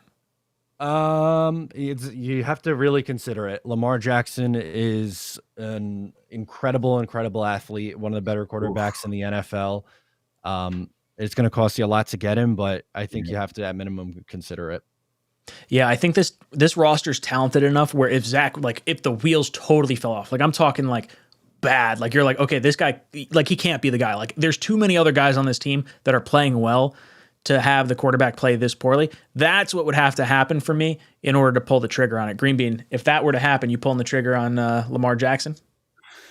Well, you got to think about, like, you're more than likely not going to be able to keep the guys that you want. You know what I mean? Like the Quinnen Williamses of the world. Like, you know, bringing in a Lamar Jackson with where this team is right now, I don't know. No, consider it, absolutely. But I don't know. And he's on the decline too, man. You know what I mean? He's like, I don't know. I'm not the big stars in my eyes guy. Now, we saw it work out with Peyton Manning when he went to Denver. We saw it work out with Matt Stafford going to the Rams, at least for 1 year. You know, I don't know, man. You know, Lamar Jackson's still young. It would be an exciting proposition. You know, we haven't had a quarterback at that, you know, with that package in ever. But at the same time, I don't know. I think you know what I really like? I'd like to see Zach get his 3rd year and like use a 3rd round pick or something like that on a quarterback. Somebody like the Davis, Millses of the world. Like somebody like, you know how Dallas, doesn't matter who the hell comes in, he's like in danger of taking the starter's job. You know what I mean? Like, how do they do that? I want that. You want Cooper Rush? That's the end game here. Want Cooper Rush? No, but I do agree. I think you should bring in competition that doesn't necessarily threaten the locker room chemistry and things like that. Perfect. Like, I don't know who that quarterback is. Like, for me, I would have said Jimmy G at one point, but I think he's too big of a personality to come in, and you'd have to, you know, pay him a little bit more than I'd like to do that. But it's interesting. It's a fascinating situation. Mr. Downtown says, Rooks have been great, but what's up with Jermaine Johnson? Jermaine Johnson right now, he's only played in 4 games. I guess he played in 5 games. He had 15 snaps against Miami. But in the 4 games that he was like producing, he's got a sack and a half, and he's got, what is that? 1, 2, 3. He's got like 12 tackles. I'm okay with Jermaine Johnson right now. I'm not, He was having a solid year. He was solid, man. Yeah, totally Really? fine with that. He's got a few tackles for a loss as well. He's got 2 tackles for a loss, 2 quarterback hits. Like, I'm okay with where Jermaine Johnson's at right now, and I'd rather him get healthy. We've got enough, meat on the defensive line. There's no reason to force your rookie back out onto the field. So I'm totally cool with that. Matthew comes in and says, well, fellas, what's up? Just got off of listening to Boomer and Geo. Reports are coming in. MetLife close to its first official sellout in the regular season in 12 years. Who's going to be there? Let's go Jets. I'm going to be there. I can't wait. We're on a 4-game winning streak. I want to punch the fucking Patriots in the mouth. Like, I've been saying it all, like, the last few weeks. Like, this is the one game I want to win. I want to run up the score on them. And, like, I want Zach to have his coming out party this week. I really do. Oh, my God. That would be best case. I mean, I'd hate to even say it, but it's like, like you said, Ryan, like, this is the one that we really want to win. Like, I would almost be willing to sacrifice 2 of the other games if we were going to win this one. You know what I mean? Like, this is that important. We cannot go on a 4-game win streak and then let Bill Belichick come into our packed house and do the same thing that he's done to us for decades almost. And, especially after the way that the hapless Chicago Bears beat the living hell out of them last night. And they got a short week to prepare. Let's beat the snot out of them. Maine Jets fan comes in and says, we got this Pats game. Zach is going to ball out 450 yards. I want to make Zappy and Jones cry and Belichick recede into his hoodie. Dude, I'm right there with you. Yeah. Jet Simulation says, I think Zach is going to turn into Stafford like quarterback. I'm cool with that. If we could get Stafford, I would 100% sign up for that. He is a very good quarterback that won a Super Bowl.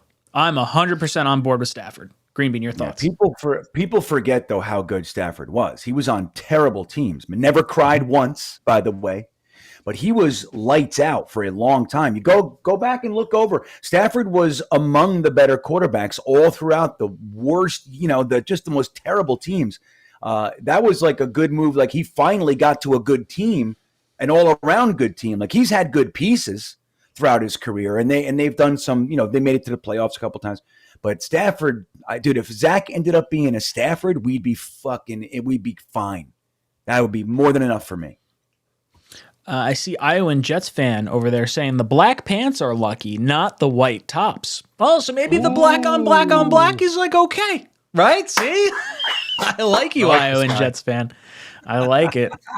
And Rigo comes in and says, shout out to Houston for passing on Sauce. Seriously, how excited. I know I was super pumped when they took Stingley. One, because, the 3 of us didn't want Stingley. The injury history was a concern. But, I mean, for a second, Sauce is arguably a top 10 corner in the league right now. And you look at this rookie class of cornerbacks, Stingley included. Stingley, Sauce, the kid from the Patriots, Jones, Tariq Woolen out in Seattle. This is a stout, young, good cornerback class that came out this year. And Sauce is leading the way, and he's just shutting down receivers left and right. Thank God Houston passed on him, because I just love me some Sauce. The leadership that he has, and like he doesn't have like a mean bone in his body, but he's going to talk shit. He's going to get in the other receiver's head, and he's going to like have fun. Like, I loved watching the cheesehead come across the screen. Matt, you grateful that Houston passed on Sauce? Yes. I think Sauce is better than Derek Stingley. Derek Stingley's been pretty good as a rookie, but his injury history scares the life out of me. Like, I don't want to poo-poo what Derek Stingley's been doing. He's been very, very good for them, but I am more than pleased with what the Jets got. Hexen says Zach starts his year 2 against the Pats Sunday. So if you guys remember, last year, Zach had a rough outing. Week 2, home opener against the New England Patriots. We were all there. Got our teeth kicked in. And then last game against the Patriots was the game he got hurt. He got hit low twice. He was having a good game. Had another throw. I believe it was to Elijah Moore down to the 1 yard line. Or it wasn't a catch. It was a penalty down to the 1 yard line. And then he gets knocked out. Zach Frustrating. has only had one bad game against the Patriots, and I hope they friggin' kick their teeth in this week. El Veraldo comes in and says, Ryan, Lamar Jackson, take a long walk off a short pier. Dude, I'm just saying if Zach had a horrible... Like, yeah, he's an MVP. The guy's an absolute monster.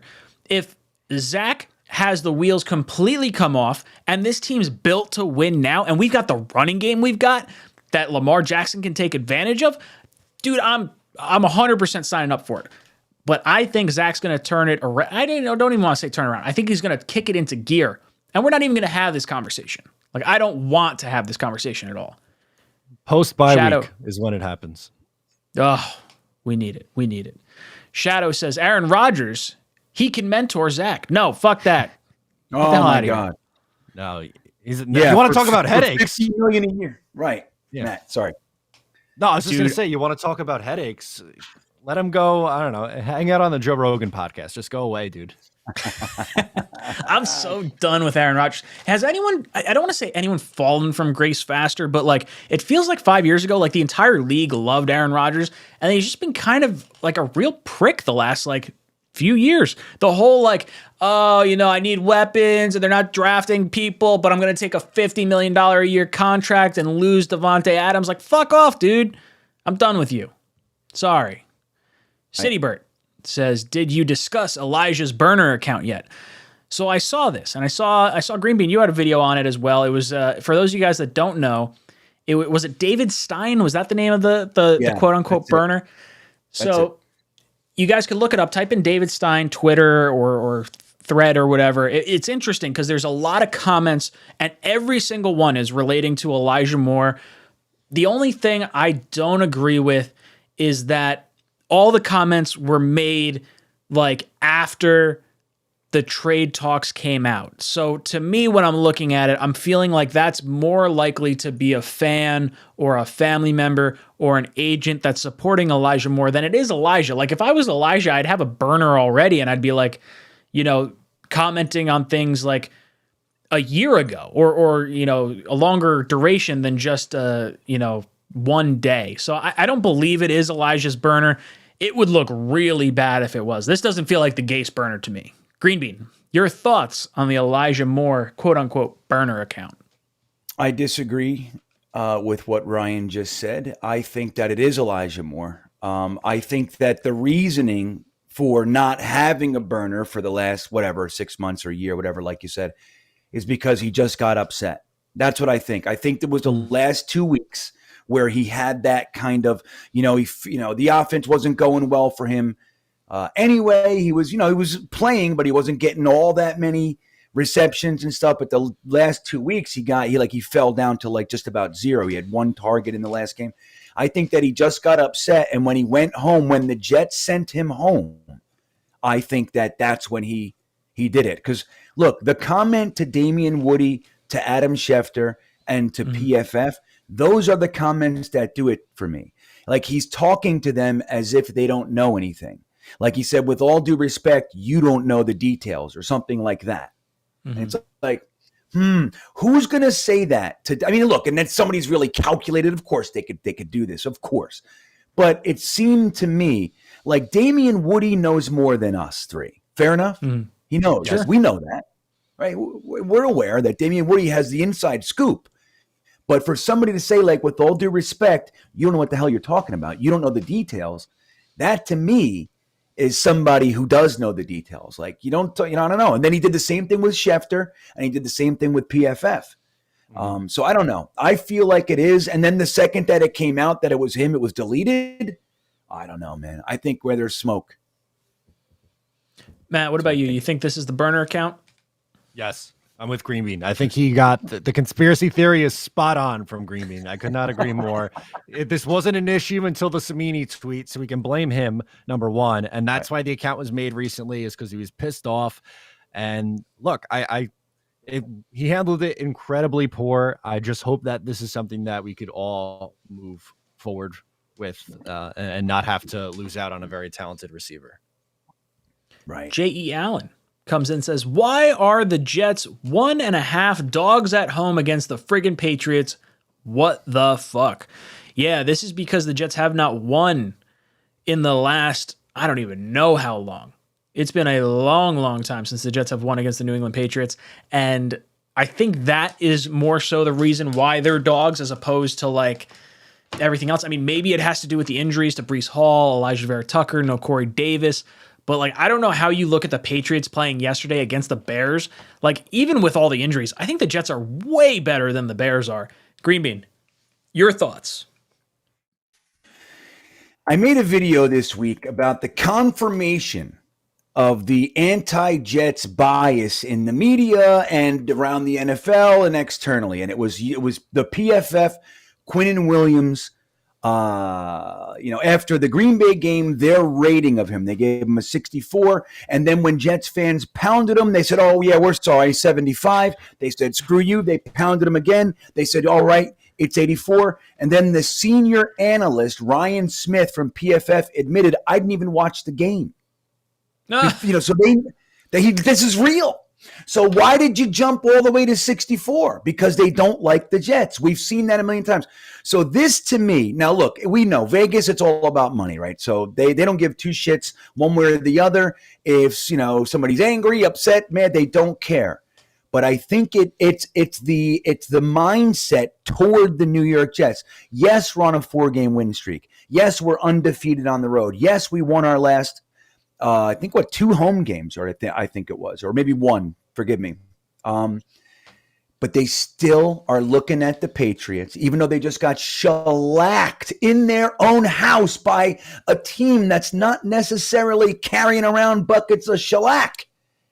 They still look at the Jets as a joke, clown show, laughing stock, and it's going to blow up. Don't forget what they were all saying heading into Green Bay. This is the week. It's over for this stupid Jets dream. Mm-hmm. Well, here we are again. So, guys, this is the stuff. Like when we're all arguing with each other, calling each other names and attacking our own players on Twitter, this is the shit I keep trying to tell everybody.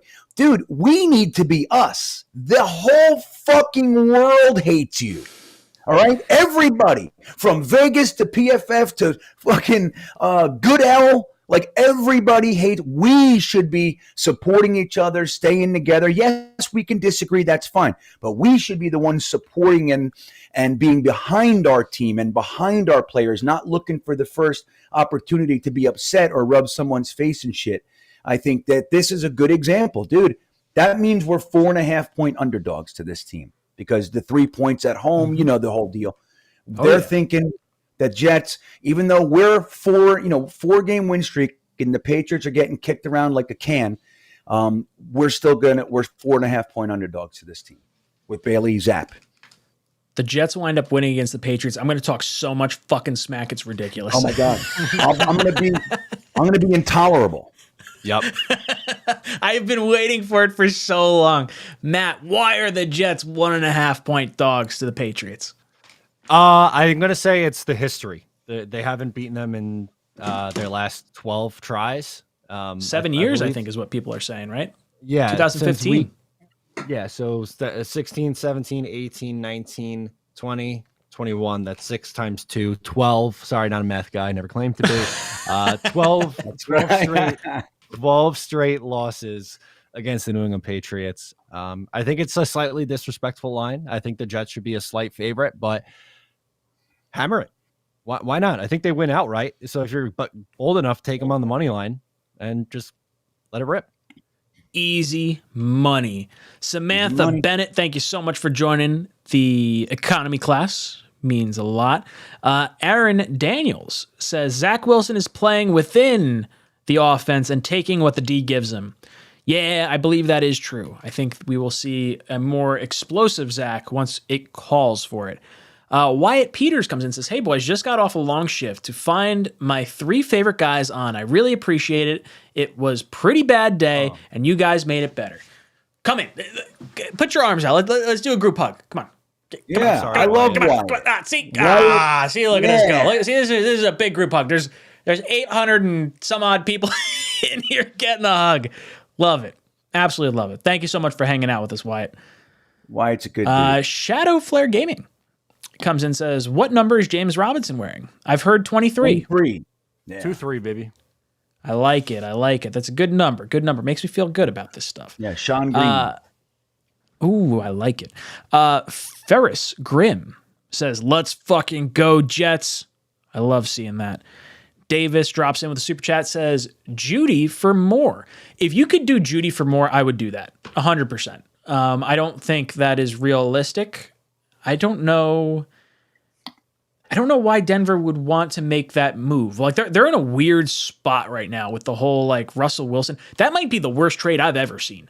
Like I thought the Jamal Adams trade was lopsided. Seattle fucking hosed Denver. Russell Wilson looks like a shell of his former self. They got a ton of picks back for him. And like Denver gave him a monster contract. Like Denver fans gotta be furious right now. Green Bean, you trading Judy for more? Well, did you guys see Judy meet DJ Reed in the first quarter? Anybody see that? Dude, he laid a wallop. Yo, go see a dentist. Whack. Hey, there was a Denver fan, a dentist. There was a Denver fan in our chat for the game, and he literally he screamed like all capitals. That's excessive tackling penalty. Excessive tackling, he said. I said, I never in my life heard such a. I never in my life, dude. That was a form perfect tackle, beautiful. Yep, but clean. And clean as a whistle. That's what it was. But am I trading more for Judy? Yeah, fuck it. I'll do that. I love Jerry Judy. I think he's a stud, man. I think Jerry Judy's good. I'd rather see Elijah Moore just settle down and be Elijah Moore, but yeah, why not? Shake it up. Matt, what about you? Judy for more? This might be a hot take, but I'm not sold that Judy's better than Elijah Moore. Ooh, interesting. Go on. Well, I mean, in his rookie year, he had, I think, 856 and 3 touchdowns. In 10 games last year, he had 467. This year, through 7 games, 386. Career 33 games, 1,700 yards. That's what, 51.8 yards per game. It's okay. I think they're comparable players. I would rather keep the guy that I know if I know for a fact things are going to work out with him. But if they don't, then okay. But I'm not sold that Jerry Judy is definitely better than Elijah Moore. Matt, how do you feel about Drew Lock? I think Drew Lock is pretty terrible. Jerry Judy had to catch passes from him. I don't know. It's an interesting. You could say the same argument for Zach Wilson right now, right? Yeah, Mike White, Joe Flacco, Zach Wilson. Yeah, I don't know. I would take Judy. I think more so because the malcontent nature or upsetness that Elijah Moore has kind of put on us, the bad juju. That's I think why I'm more on Judy. I also really like Judy coming out of college, where Elijah Moore. Not that I didn't like him, I just didn't think that was where we were going to go with the pick. Yeah, I don't know. I would take him. I would do it 100%. We've only got 10 minutes left in this stream. We've got nearly 900 people in the chat. Make sure you hit that like button. If you hit the like button, every 25 likes that we get, we're going to pick a t-shirt qualifier. So one of you guys could win a t-shirt at the end of this stream.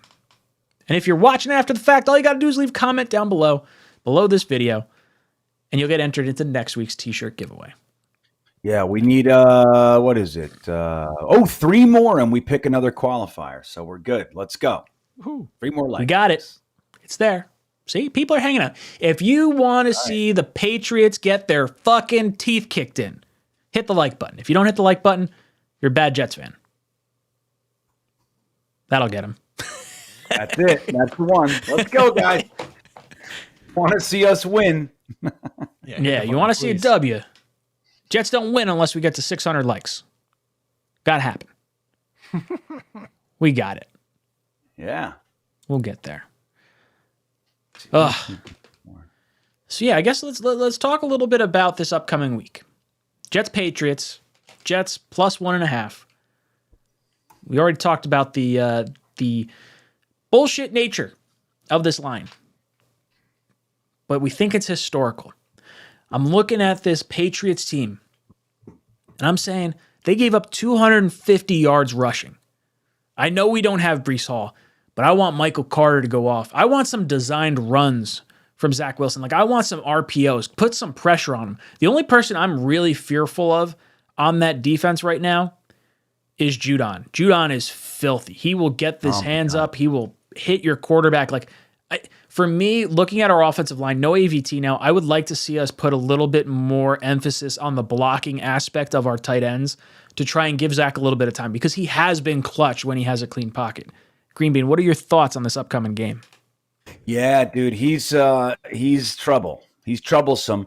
And Bill Belichick is smart enough to feast on weaknesses. Like, he knows what he's doing. Like, he's not, like sometimes our staff, they don't take advantage of the other team's obvious weakness. Bill Belichick sticks the knife right in it. So I'm a little concerned about Judon and what he can do, with our line. It's, again, like, we haven't had the same incarnation for more than 2 weeks so far this season. We're going into week 8, and we've not seen the line the same for more than 2 weeks, and that's going to happen again. So I'm concerned about Judon. That said, I think if we just play our game, I don't think they have the horses. But Judon is concerning. We should be doubling him all day long. Matt, your thoughts on Jets Patriots? How you feeling about the matchup? Yeah, I think it's going to be a lower scoring game. I don't think the New England Patriots are going to be able to do much offensively. I have no idea who they're going to start, whether it be Zappe or Mac Jones. I don't think it really matters.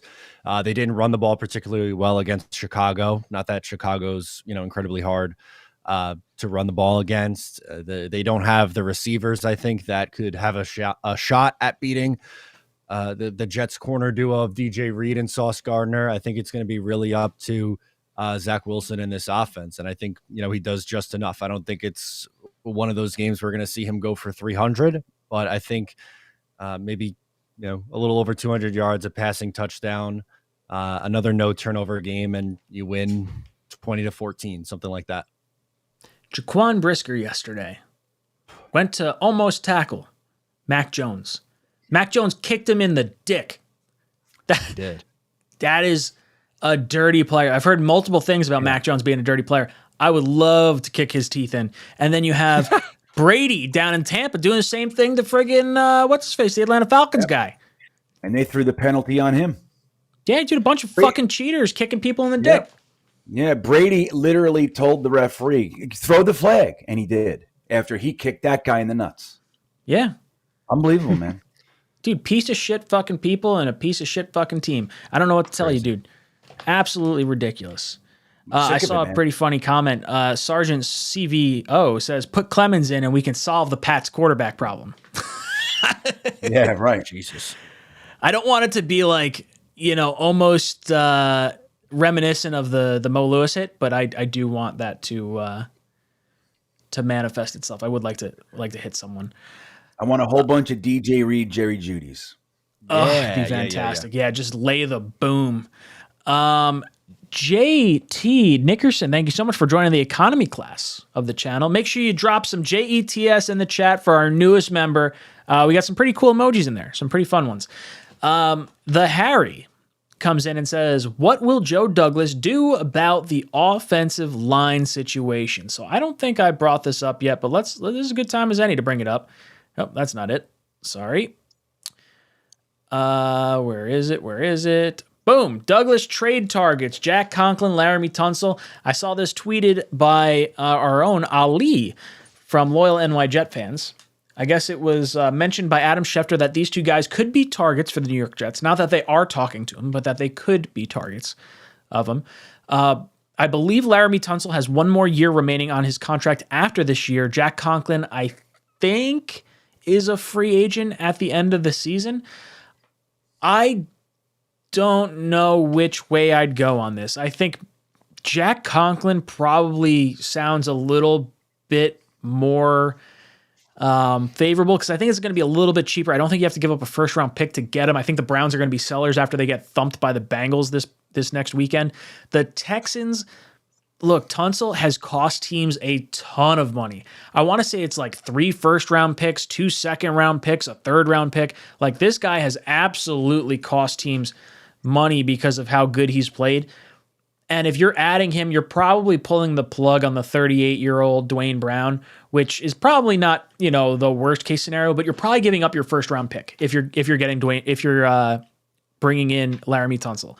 And if Laramie Tunsil, I think, is 28 years old, I mean, tackles have been playing a long time. If you think you can get 10 years out of Laramie Tunsil and you're giving up your first round pick to do it, I mean, a first round pick is rich, but I think it solidifies the line. I don't know what to do. Green Bean, I want to hear your thoughts on this. I'm not giving up a first. I can't do it. But that said, Joe Douglas was in on Conklin. Don't forget, we were the other team with Cleveland, and then we signed George Fant right after we lost out to Conklin. I think Joe Douglas is going to go for Conklin. You bring him in, you extend him for 3 years, and then your right tackle's done. You let Becton back him up, or Mitchell. You know what I mean? You get somebody in here that is going to be rock solid for the next few years. Tunsil, I would love him, man, but I mean, what are we doing with him? We're going to stick him in and move Dwayne Brown. Look, if Dwayne Brown plays like he did last week, 3 penalties and numerous pressures, and I think even a sack, then there's an argument. But I don't know, man. I'd hate to give up a first. I would. Green Bean, I don't have a problem giving up pick number 32. Matt, I want to hear your thoughts on Jack Conklin and Laramie Tunsil. I don't know if it would take a first-round pick to trade for Tunsil. He has a massive contract for next year. Well, this year's not too bad. I think next year's like about $18 million if he's traded, which for a top tackle, it's a lot, but it's not like absurdly out of the realm of possibilities. Not to mention, if I'm trading for either of these guys, they're getting a contract as soon as this trade goes through. I'm not trading for Tunsil with 1 year left and him holding us hostage. That doesn't happen. Yeah. I guess that the one, Jack Conklin seems so much more likely, in my opinion, just because, one, he plays right tackle. Also, he was on the list of almost Jets. I feel like, I forget which beat writer it was, but someone pretty much said, it was a done deal that Jack Conklin was coming here. And it felt like that was going to be a thing a couple of years ago. Obviously, it didn't work out that way. He plays right tackle at an elite level for a long time. He did it in Tennessee. He's done it in Cleveland. I think you get him, extend him, as you mentioned, and that fixes right tackle. And then who knows, maybe you draft a tackle next year early, and you keep Dwayne Brown for depth, and you go from there. But I think Jack Conklin would make a ton of sense for this team. Yeah. Ramani AD, thank you so much for becoming a member of the channel. Drop some JETS in the chat for Ramani AD. Love seeing it. Matt, I'm going to have you go to last week's stream, pick out 5 people. Green Bean, have you caught up on all the likes that we've had? We only need 3 more likes before we pick another qualifier. Yeah. So make sure you smash that like button. For every 25 likes we get, we pick a qualifier for the t-shirt giveaway that we're doing right now. All right. I'm waiting for 2 more likes to be able to put 1 more qualifier in there. So I'm to the letter, man. I don't mess around. If I can't do it, oh, there it is. We can do it. Now I need 23 more likes to get me 1 more qualifier. The nice thing is, I didn't even mention the retweeting of the stream. It's only ticking above us on the ticker up there. And we've got 23 retweets. So some of you guys are going to be double entered. Nice. So see, you're paying attention. I like it. Green Bean, I'm going to give you 5 people from the retweet to possibly win a shirt. So let me know when you're ready. Let me get this. Oh, there's John Nolte. John Nolte, everybody. If you don't know, when this dog that is a perpetual problem in this house ate this hat that I bought in 1998, John Nolte went online and found this hat and shipped it to me for a surprise. So got to give it to Nolte. Saint, right, Matt? Yep. Love him. That's awesome. So let me just get the one last. Yeah, I would make out with you, John, if you were game. Full tongue. Oh yeah. All right, I got a few over here. Yanks win again is funny enough because they just got swept, so we're gonna pick Yanks win again. Unfortunately. Right, I'm ready. Let's see. I'm ready. Let's see who else we got. We got. Let's do Willie T. Or T Willie. T Willie. All right, T Willie. Oh, Jets Chaos was the last qualifier. There you go, Jeremy. There you go. Ooh. All right, so I got T Willie. Who's next? I got our boy Mutt Viles. Let's throw him in there. There he is. Most valuable poster. MVP. Ooh, you know what? Let's throw this guy in twice because he retweeted on too. I assume it's him because this is too close to not be him. Televised Hippo. And then there's televised Hippo PS5 clips. Give him 2 swings at it. Okay. Give him the old discount double check. PS5 clips, you say? Oh yeah. There you go. We got you. How many was that? Did I just give you 4? You gave me 4, right? Well, really, Let's one go. guy is 2, so really 3, but 4. All right, so we'll do this. We'll add 2 more. Let's do Trenton, like the capital of Jersey. Like the only other pork roll that's worth a damn next to Taylor, Trenton brand. Okay, I'm with you. And let's go Carlos Santana because he makes the guitar cry. Yes, he does. All right, Carlos. I didn't know you were a supporter of Jets Talk 24/7. That's good to hear. I love it. All right, what else we got? I got my 5 already. All right, real quick, I just saw another super chat come in. I just want to acknowledge this real fast. Where'd it go? Where did it go?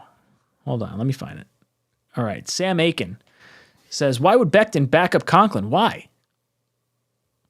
Because Conklin's better. What do you mean, why? Yeah, Yeah, well, what do you mean, because why? right. I mean, I don't understand, Sam. I mean, like, look, Hasn't played in 2 years. Right. I mean, if anybody was supporting Becton, it's us. You know what I mean? Like we were in. But I mean, dude, he's had 2 consecutive season-ending injuries. Depending on him is not smart at this point. Now, you want to keep him. That's great. See if he can play all through practice and the whole season and stay healthy. But in the meantime, you got Jack Conklin for the right tackle. Don't forget, Becton was going to play right tackle, not left tackle this year. So that's why I said that. But yeah, I think it's make Becton a guard, Kev Chata says. Maybe biggest guard in the league. Why not? Center. All right, Matt, give us your 5. Okay. I got Gangrene 44. There he is. Dan Green, 44. All right. We'll do Gray Mac. May see. Yep. Got it. Mark Ferraro. Okay. UK Jets fan. Gotta love it. And we'll go AZ Jets. AZ. Yep. Okay. Got it. We're ready to rock. All right, boys and girls, we're doing some odds or evens. 3, 2, 1. That's an 8. That's an even. Evens. Okay. Dackle, you're out. Steven Engel, sorry, you're out. LTE's out. Crispy's out. Guy Fisher's out. Rusty Spooner, Return of the Jedi, is out. Kevlar's gone. Sluggo is gone. James D, even though Nightbot voted you in there 3 times tonight. Wrong Verb. All Gas, No Gas, gone. And Jets Chaos, you're out. Mutt Viles is out. There he goes. No. Televised Hippo PS5 Clips is gone. Carlos Santana, thanks for the memories. Gray Mac, UK Jets fan. That's it. We're good. All right, 3, 2, 1. That's an 8. Evens. Hank, you're out. Jingle Dubs, you're out. Chris Quigley, see ya. Ant Jets is gone. Paris is gone. Salty Nuts, sorry, buddy, you're gone. Televised Hippo had 2 chances, but they are both gone. Dan Green and AZ Jets. Okay, we're down to we're getting skinny here. 3, 2, 1. That's 3. Oh, we got an odd. Mikey Mal's, you're out. John is gone. Randilla's gone. T. Willie and Mark Ferraro. We're down to 4, everybody. Ooh, 3, 2, 1. Oh, look at that. See, it's an 8. That's a 0. Never threw up a 0 before. Okay. Jessica Moore, the lone female in the group, is gone, and Trenton is gone. We have 2. Then there were 2. All right, chat, give us a number plus whatever we throw up. 3, 2, 1. Actually, no, I'm changing it. It's going to be a 5 because we're going 5-0 with Zach Wilson as quarterback. That's a 9. 9 plus, what do we got? 9 plus 2, that's an 11. That's odd. The winner for tonight is Twisted. Twisted, you are the winner of the shirt. I love it. Contact Ryan. Contact me on one of my social media platforms, and I'll send you out a shirt. Very much looking forward to it. Boys and girls, we have reached the end of our show, so it's time to go around our panel and discuss anything we want to discuss. So, Green Bean, any last words for our panel? Yeah, you know what? I'm in the mood, so we're going to do an after-hours Jets Fest tonight at 10:30. Hop over to Green Bean Jets Fan, and we're going to talk about this fact that we're underdogs in our own house. I don't like it, so come on by. We'll have a good time. Matt, any last words for our panel? 5 in a row. Jets beat the New England Patriots for the first time since 2015. You heard it here first. Let's kick some fucking teeth in, boys. We're going 5-0. Zach Wilson coming back. We're going to hang 40 on the fucking Patriots. Boys and girls, hit that like button on your way out. Tell a friend to tell a friend about the Jets Talking Jets panel. This is Jets Talk signing off. JETS.